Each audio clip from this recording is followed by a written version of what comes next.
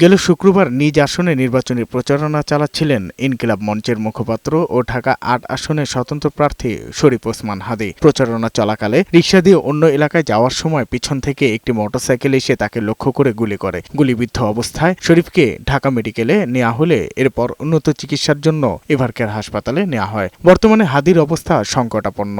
৭২ ঘন্টার অবজারভেশনে রাখা হয়েছে হাদীকে। ব্রেনের যে বিভিন্ন জায়গাগুলোতে সেগুলোতে রক্তগুলো জমাট বেঁধে আছে বলে আমরা সিটি স্ক্যানে দেখেছি, এবং তার যে আদার অর্গানগুলো সেগুলো লাইফ সাপোর্টের মধ্যে দিয়ে কন্টিনিউ করা হচ্ছে। তার পরিবার অফিসিয়ালি তাকে বাইরে নেওয়ার ব্যাপারে সিদ্ধান্ত দিবে। আমরা তার পরিবারের কথার জন্য আমরা অপেক্ষা করে থাকবো বলে আমরা। ওসমান হাদীর প্রচারণা ও তার বিভিন্ন সময় চলাফেরাতে সিসিটিভি ফুটেজে দেখা যায় ফয়সাল করিম মাসুদের আসা যাওয়া। বিভিন্ন সোশ্যাল মিডিয়াতে সূত্র ধরে জানা যায় হাদীর আশেপাশে থাকতেন ফয়সাল করিম মাসুদ। হাদী গুলিবিদ্ধ হওয়ার দিন একটি ছবি বেশ আলোচনায় আসে। তার সূত্র ধরে শনাক্ত করা হয় ফয়সাল করিম মাসুদকে। এই মাসুদ অস্ত্র ঠেকানো মামলায় গ্রেফতার হয়েছিলেন র্যাবের হাতে।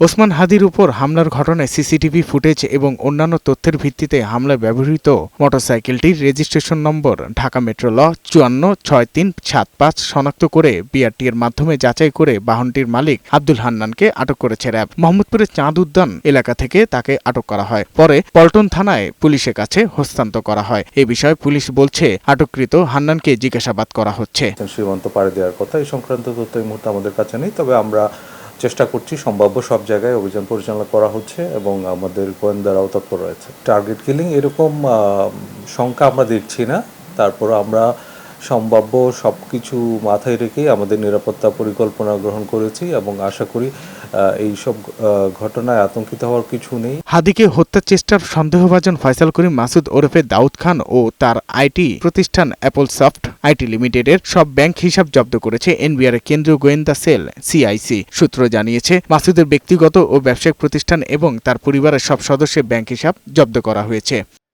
অন্যদিকে গুলিবিদ্ধ ঘটনার পর থেকে বেনাপোল সীমান্ত এলাকায় তল্লাশি কার্যক্রম ও নিরাপত্তা ব্যবস্থা জোরদার করেছে বিজিবি। অপরাধীরা যাতে বাংলাদেশ থেকে ভারতে পালিয়ে যেতে না পারে সেই জন্য ২৪ ঘন্টা তদারকি করছে বিজিবি।